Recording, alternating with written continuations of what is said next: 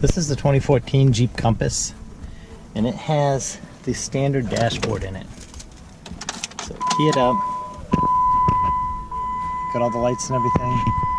The left side has no EVIC, it's the base model. What I'd like to do is put an EVIC computer in it. So this one you can see, we've got the lights there, that side's just dark. And the gauge faces have like no, they're just plain looking with no chrome rings on them. I bought this from it's actually from a 13 Jeep Patriot. It has chrome rings around it, which will more match the steering wheel and stuff in this car. I don't know if you can see it. Can't quite see it, but there is a grid that's in that left side because there is a display in it. The dash comes apart reasonably easy. On this A-pillar, we're starting with A-pillar. Flathead screwdriver, pry this cap out. And up in that hole is a Phillips head screw.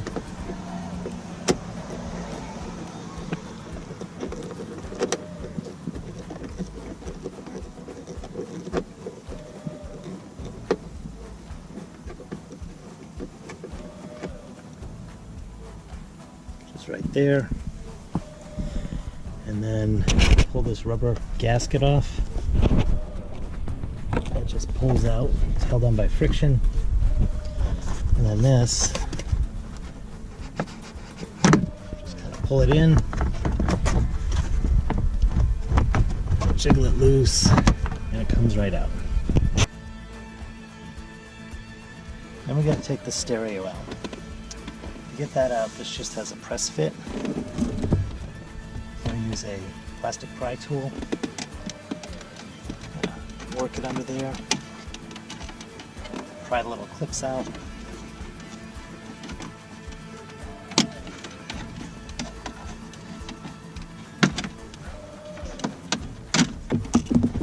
Oops. Pop off the radio knobs. That was a bonus.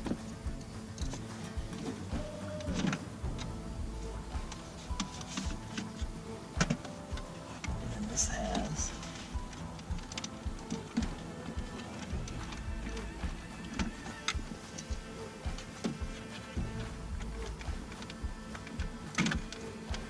a single plug-in that plugs into the back of this. We'll set that aside. So we need a Phillips head screwdriver. Pull out these 4 screws.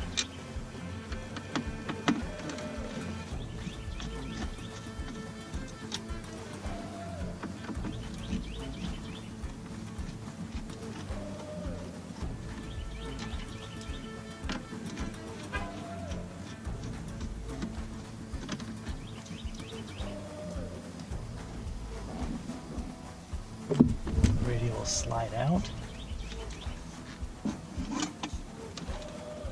held in by an antenna and 3 power wires. Well, they're not all power wires, but it's got 3 plug-ins plus the antenna. Or sorry, 2 plug-ins and the antenna.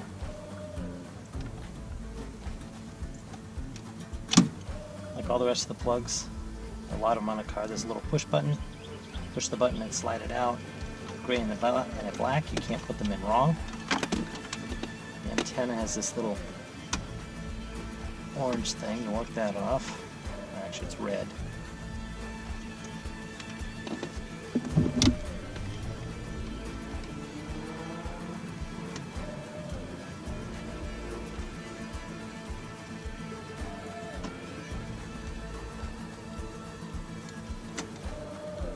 The little clip off. The antenna wire will slide out. Put the radio aside. Now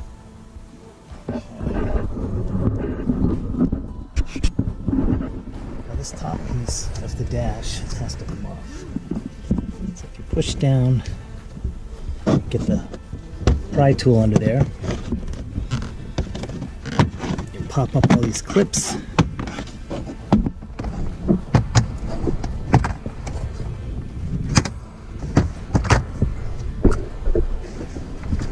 this will just pop out.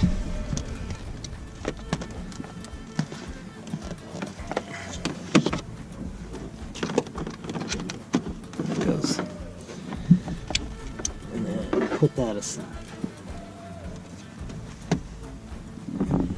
Now we've got a bunch of Phillips head screws across the top of this. So take all of those out.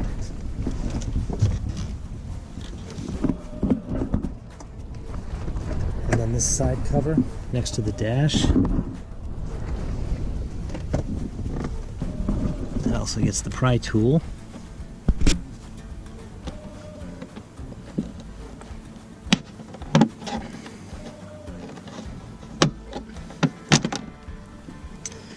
Put that aside. And then there's a screw here and here that also need to come off. Okay, I got all the screws pulled off. On this side there's a little button right here. I'll pop that out. Actually, I forgot a couple of screws here. I was pulling off this knee panel down here just so I can get a little bit better grip on the bottom of the dash.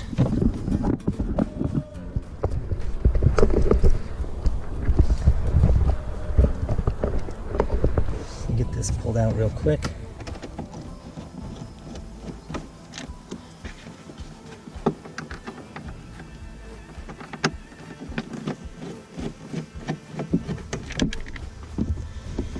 That has 2 screws and then some of these friction clips,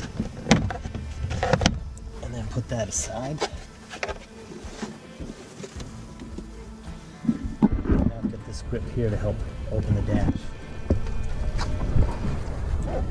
So pull this kind of out and back.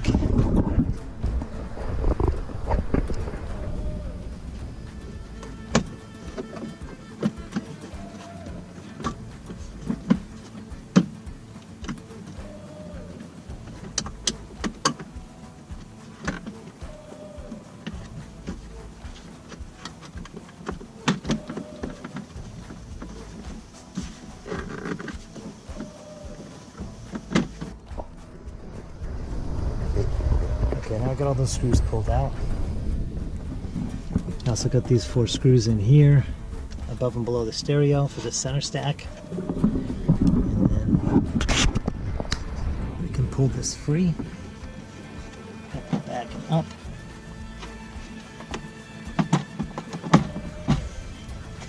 Tilt the steering wheel down, might give you a little bit more access.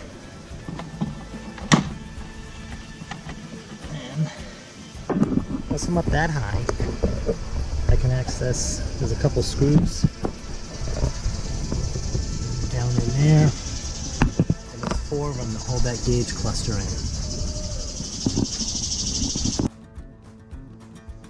I have this magnetizer tool. You get a screwdriver, you put it in the hole, pull it back. Now it's a magnet. That'll hold the screws. So I'll pull these out of here. I can hang on to them easier.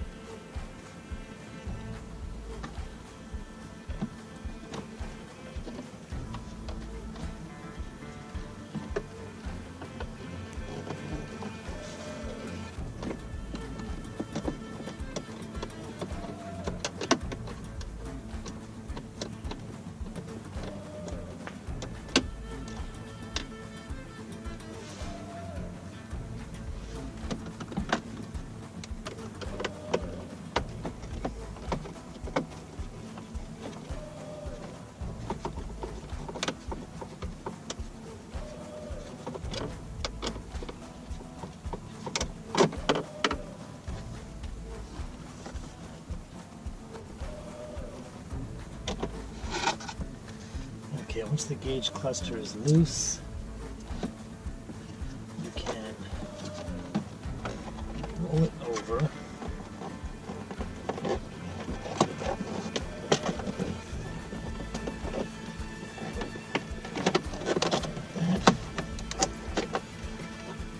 switch the 4 plugs on the back.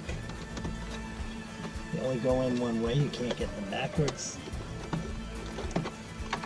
Same like the other ones, there's a little push tab.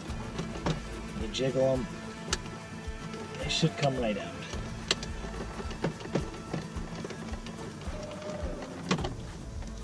Alright.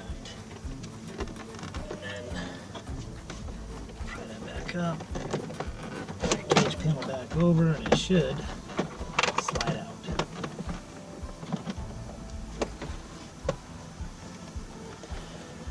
So here's the original.